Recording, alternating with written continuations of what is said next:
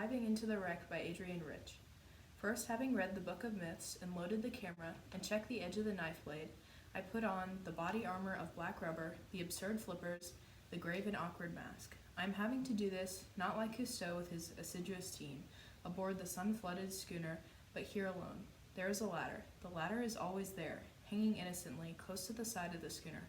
We know what it is for, we know who have used it. Otherwise, it is a piece of maritime floss, some sundry equipment. I go down, rung after rung, and still. The oxygen immerses me, the blue light, the clear atoms of our human air. I go down. My flippers cripple me. I crawl like an insect down the ladder. There is no one to tell me when the ocean will begin. First the air is blue, then it is bluer, then green, then black.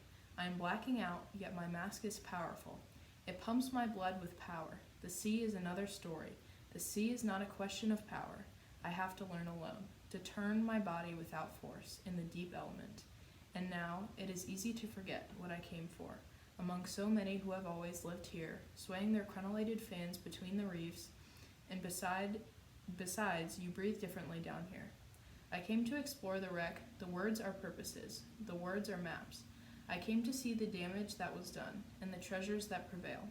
I stroked the beam of my lamp slowly along the flank of something more permanent than fish or weed, the thing I came for, the wreck, and not the story of the wreck, the thing itself, and not the myth, the drowned face always staring towards the sun, the evidence of damage worn by salt and sway into this threadbare beauty, the ribs of disaster, curving their assertion among the tentative haunters. This is the place, and I am here, the mermaid whose dark hair streams black, the merman in his armored body. We circle silently about the wreck, we dive into the hold. I am she, I am he, whose drowned face sleeps with open eyes, whose breasts still bear the stress, whose silver, copper, and vermeil cargo lies obscurely inside the barrels. Half wedged and left to rot, we are the half-destroyed instruments that once held to a course. The water-eaten log, the fouled compass, we are, I am, you are, by cowardice or courage, the one who finds our way back to the scene, carrying a knife, a camera, a book of myths in which our names do not appear. To begin the analysis, the speaker of the poem is a woman, and this is significant because the poem was written by Adrienne Rich, who was a feminist, and wrote this poem about the struggle for women's rights. The situation of the poem is a diver going down and exploring a shipwreck and the characteristics of the ship and the process of the dive. The progression of the poem is developed by the methodical, mundane tasks the diver describes, having to put on the flippers and the mask, and descending the ladder, rung after rung.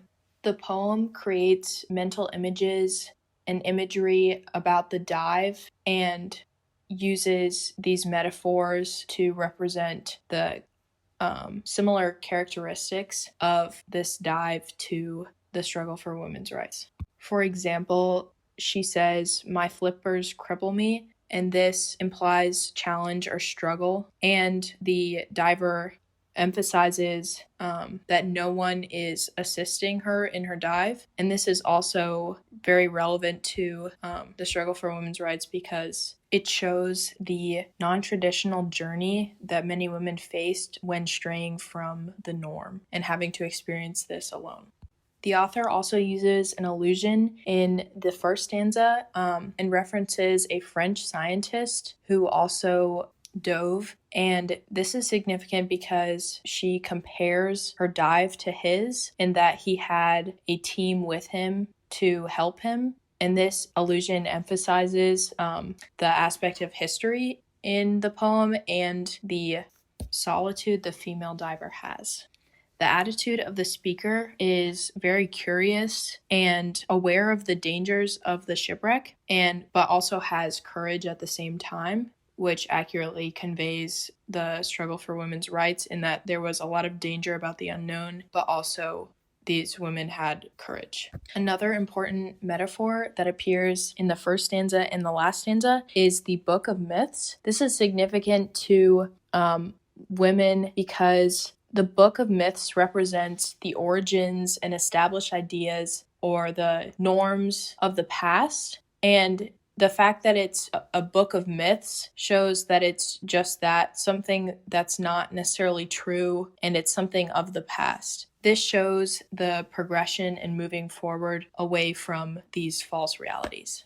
This poem relates to my life because it emphasizes the unknown for each individual woman and the gradual process of change that fighting for these rights takes.